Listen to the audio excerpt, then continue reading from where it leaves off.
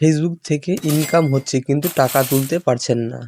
Bank account add করবেন কিভাবে? আজ আমি আপনাকে দেখাবো পুরো প্রসেস। অনেকেই ফেসবুক পেজ মনিটাইজেশন করতে পারছে। আপনি কি জানেন মাত্র 5 মিনিটেই ব্যাংক অ্যাকাউন্ট অ্যাড করা যায়? আজ সেটিই দেখাবো।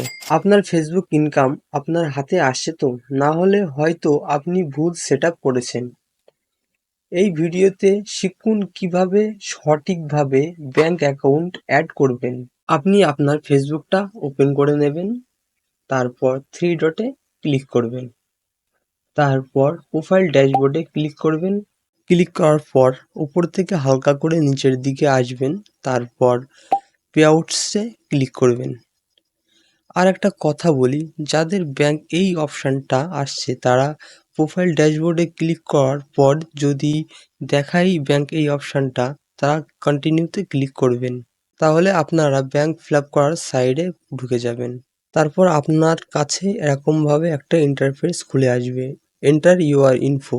এখানে আপনাকে আপনাকে আপনার নাম, আপনার ডেট অফ বার্থ, আপনার payment address, city, state, GPI GPI code, এইগুলো আপনার যে আপনার গ্রামে যে কি বলে পিনকোড, যে পিনকোড তারপরে সিটি, কান্ট্রি, এইগুলো আপনাকে ফিল আপ করতে হবে। একটা ইম্পর্টেন্ট একটা কথা বলি যে আপনার এখানে যেসব ফর্মগুলো ফিল আপ করবেন, যে আপনার নাম, তারপরে ডেট অফ বার্থ, এগুলো কিন্তু আপনি লিগাল দেবেন। কিন্তু যদি লিগাল না দেন তাহলেও কিন্তু নেক্সট টাইমে সমস্যা হতে পারে, যে নেক্সটে আপনি একটা নেক্সটে গিয়ে স্কিপ করে আবার নেক্সটে গিয়ে যাবেন, কিন্তু সেখানে আপনার সব কিছুই আবার চাবে বা ভেরিফিকেশন করতে হবে।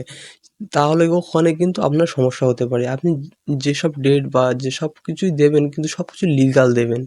তারপর আপনার এইগুলো সব ফিল আপ করা হয়ে গেলে আপনি আপডেটে ক্লিক করবেন। আপডেটে ক্লিক করার পর আপনার কাছে এরকমভাবে একটা ইন্টারফেস খুলে আসবে।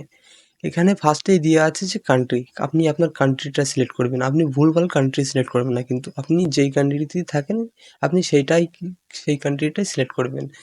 আমি এখানে ইন্ডিয়ায় আছি, তার জন্য আমি এখানে ইন্ডিয়াটাই সিলেক্ট করব। তারপরে এখানে আসবেন, তারপরে নিচে দেখবেন যে বিজনেস ট্যাবিং যেটা রয়েছে, ওখানে আপনি পাবলিক কনফিউশনটা সিলেক্ট করবেন, তারপর নেক্সটে ক্লিক করবেন।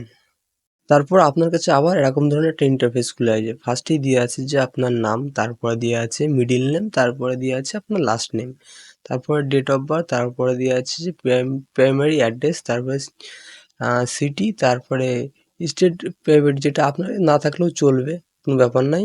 আপনার কাছে যদি না থাকে তাহলে ওটা ফিল আপ করার দরকার নেই। তারপরে আছে জিপিআই জিপিআই পোস্ট কোড।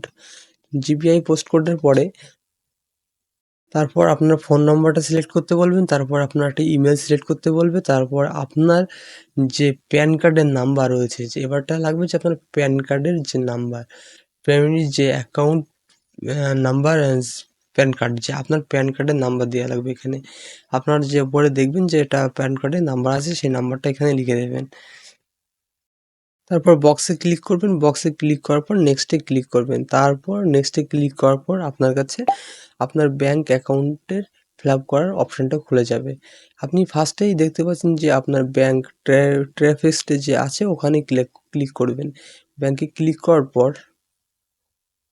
ব্যাংকে ক্লিক করবেন। ব্যাংকে ক্লিক করার পর আপনার কাছে এরকমভাবে একটা ইন্টারফেস খুলে আসবে। তো এখানে দেখতে পাচ্ছেন যে আপনার ব্যাংকের যে ডিটেলসগুলো আপনার কাছে চাচ্ছে, আপনি কিন্তু এখানে আপনার ব্যাংকের ডিটেলসগুলো একটু ভেবেচিন্তে বা একটু দেখে শুনে দেবেন। কিন্তু এখানে আপনার যদি ভুল হয়, কোনো রকমের ভুল হয়, তাহলে আপনার ফেসবুকের যেসব পয়সা আপনার ফেসবুকে আসবে কিন্তু সেটা একটাও কিন্তু আপনার অ্যাকাউন্টে যাবে না।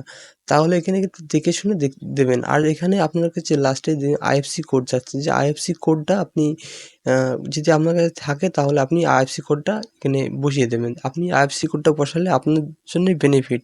যদি আপনি $100 উপরে যদি আপনি এখানে উইথড্র করতে চান বা এখানে আপনার অ্যাকাউন্টে নিতে চান, তাহলে আপনার আইএফসি কোডটা লাগবে। আর যদি আপনার আইএফসি কোডটা যদি না থাকে তাহলে কিন্তু মানিটা উইথড্র হবে না।